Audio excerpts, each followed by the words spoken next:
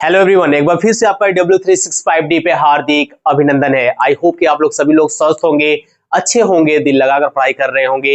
मैं भी स्वस्थ हूँ और इसी उम्मीद के साथ हम क्या करते हैं, आज की जबरदस्त कॉन्सेप्ट की शुरुआत करते हैं। माय फ्रेंड, जैसा कि आप जान रहे हैं कि कल के कॉन्सेप्ट में आपको ये बताया गया था कि कैसे दो सिंपल सेंटेंस को मिलाकर कंपाउंड सेंटेंस के फॉर्मेशन करने का रूल्स क्या है, तरीका क्या है, टाइप्स कितने हैं, हर एक का एक्सप्लेनेशन, उसका जो एक निचोड़ होता है वो आपको दे दी गई है, जिसका लिंक डिस्क्रिप्शन बॉक्स में पड़ा हुआ है। अगर आपने अभी लास्ट क्लास वॉच नहीं किया है तो आप वहां से चेकआउट करके सबसे पहले कॉन्सेप्ट को वॉच कर लें। देन आफ्टर हम क्या करेंगे माय स्टूडेंट, यहाँ पे आज डिस्कशन करेंगे और आपको समझ में भी ये चीजें आएगा। अगर आप वो नहीं करते हैं, क्लास को अटेंड नहीं करते हैं, अब फिर भी कोई बात नहीं, आप यहाँ पे जुड़िए और देखिए कि मैं यहाँ पे जो एक्सप्लेनेशन बताने जा रहा हूँ वो है क्या माय स्टूडेंट, और अच्छे तरीके से आप यहाँ पे उसे फाइंड कर पाएंगे। सबसे पहले जो हमारा टारगेट है, जो नए बच्चे होंगे मैं उनको बता दूं कि कैसे फॉर्मेशन ऑफ कंपाउंड सेंटेंस का होता है।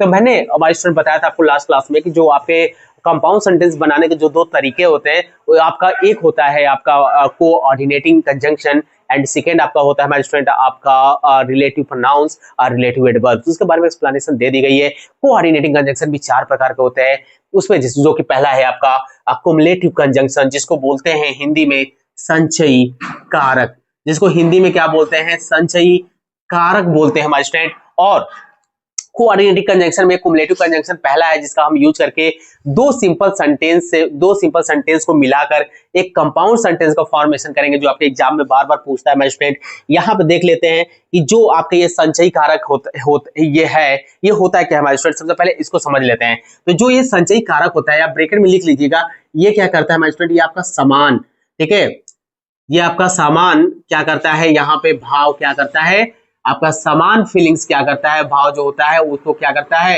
एक्सप्रेसेस करता है, या फिर आप ये कह सकते हो कि ये आपका क्या रखता है, ये आपका पॉजिटिव फीलिंग्स रखता है।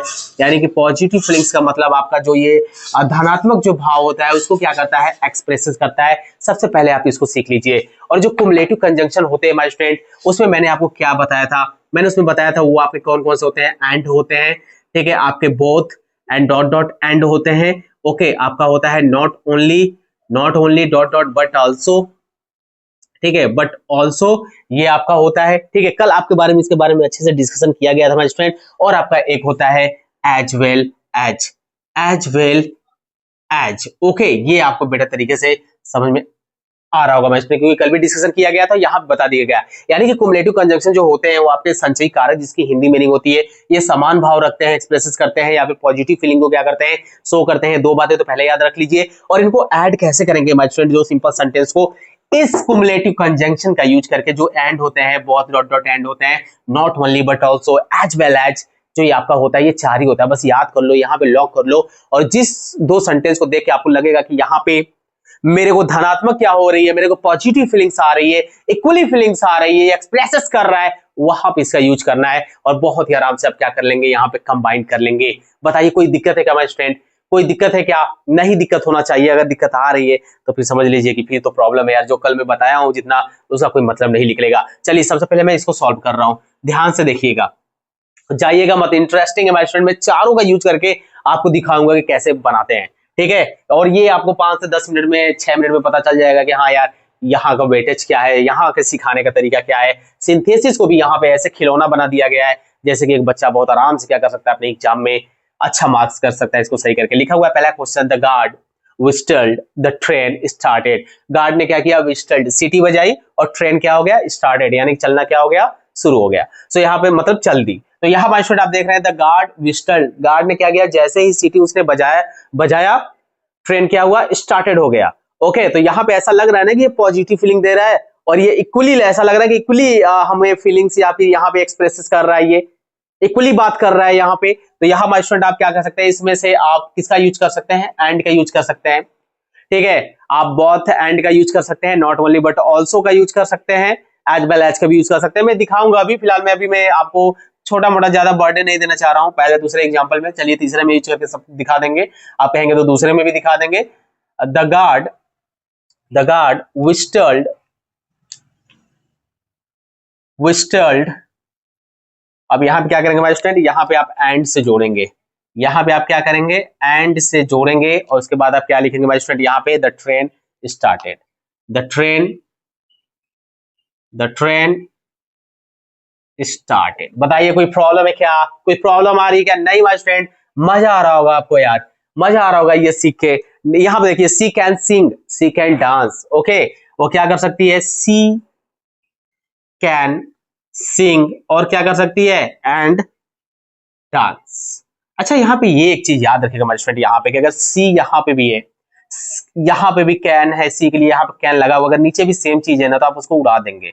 आप उसको क्या कर देंगे? उड़ा देंगे। ये नहीं कि she can sing and she can dance, ये नहीं लिखेंगे माय फ्रेंड, आप सीधा सीधा यहाँ पे ऐड कर देंगे कि सी कैन सिंग एंड क्या कर देंगे आप यहाँ पे? डांस कर देंगे।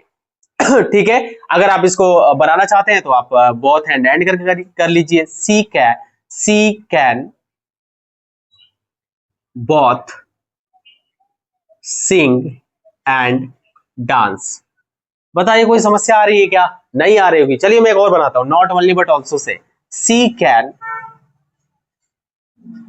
Can not only sing but also dance. मजा आ रहा है ना? अगर मजा आ रहा है तो इसे क्या करिए मास्टर, शेयर करिए उन स्टूडेंट के बीच में जो आप वास्तव में जो चाहते हैं सीखना और कुछ करके दिखाना चाहते हैं। एज वेल एज बना दीजिए, she can sing as well as dance. बताइए, धुआं की तरह उड़ रहा होगा माय फ्रेंड ये कॉन्सेप्ट, क्योंकि अब आपको बस क्वेश्चन की प्रैक्टिस तो करानी है हर एक टाइप की। मजा आ रहा होगा। चलिए इसका बनाता हूं मैं, और यहाँ पे आप देखिए इसका मैं कैसे बना रहा हूं। ठीक है, ध्यान से देखिए, लिखा हुआ he is a poet, he is a dramatist. आप जल्दी से करिए, जो हीरो होंगे वो तो बना लिए होंगे अभी, जो बच्चे को नहीं आ रहा है वो यहाँ पे ध्यान से क्या करिए, बस सीखिए कि मैं यहाँ पे क्या कर रहा हूँ, कैसे बना रहा हूँ। चलिए मैं बनाना स्टार्ट करता हूँ। ही इज अ पोएट, मैं लिख रहा हूँ he is a poet and he is a dramatist. या तो आप सीधा सीधा यहाँ लिखिए ही इज पोएट एंड, इतना लिखने की जरूरत नहीं, इसके लिए सेम है तो काट दीजिए भाई student, and a dramatist. Okay, second आप बनाएंगे किसका यूज करके? बोथ एंड का यूज करके बना दीजिए। ठीक है, he is both a poet and a dramatist. ठीक है, आगे मुझे बताने की जरूरत नहीं है। ठीक है, मैंने दो तरीके से बता दिया। बाकी क्या करेंगे, नॉट ओनली बट ऑल्सो का यूज करके एंड एज वेल एज का यूज करके आप क्या करिए, इसको बनाकर उड़ा दीजिए और अपने कॉपी पे एक अच्छा से क्या करिए माय स्टूडेंट, यहाँ पे बढ़िया सा एक नोट्स अच्छे से क्या करिए, प्रिपेयर करिए, क्योंकि मजा आ रहा होगा EW365 DBA सीख के। मैं आपके सामने ज्यादा लंबा क्लास इसलिए नहीं रखना चाहता हूँ, सोए भी आप पढ़ सकते हैं। 10 मिनट 8 मिनट का क्लास माय स्टूडेंट आराम से देखिए। और ये जो कॉन्सेप्ट मैंने बताया है ना, आप कुमुलेटिव कंजंक्शन का उठा के इसके हेल्प से जाइए, जितने भी एग्जाम्पल आप उठाइए ऐसे ऐसे सॉल्व कर लेंगे, उड़ा देंगे क्वेश्चन को एकदम बिना सोचे समझे। क्योंकि यहाँ माय स्टूडेंट पढ़ने का भी तरीका वही है, कॉन्सेप्ट को पहले पढ़िए उसके बाद प्रैक्टिस करिए, तब तो मजा है जाके माय फ्रेंड। और अगर आप वास्तव में अंदर से आपको लग रहा है, यहाँ से फील हो रहा है कि वाह यार एग्जाम में मैं अच्छा कर जाऊंगा, लग रहा है कि W365 पे आपके लिए मेहनत की जा रही है, तो आप लोग से बस इतना ही हम लोग रिक्वेस्ट कर सकते हैं कि बस ज्यादा से ज्यादा उन स्टूडेंट के बीच में शेयर करिए जिनके एग्जाम में ग्रामर आने वाली है, और प्लेटफॉर्म को फॉलो करें और इस यहाँ से वॉच करें और देखें। हमें भी प्राउड फील होगा जब आपका एग्जाम होगा, जब क्वेश्चन मैच करेंगे, आप सॉल्व करके आएंगे ना, तब नाचने का, खुशियां मनाने का मजा ही कुछ और होगा। ओके, मिलेंगे नेक्स्ट क्लास में स्टूडेंट, और देखेंगे कि कोऑर्डिनेटिंग कंजंक्शन का जो हमारा दूसरा टाइप है, जिसमें आप लोग देखेंगे एडवर्सेटिव कंजंक्शन, उसका कॉन्सेप्ट क्या है, कैसे उसका हेल्प करके हम एग्जाम्पल को सॉल्व करेंगे। तब तक मेरे साथ बने रहिएगा। All the best.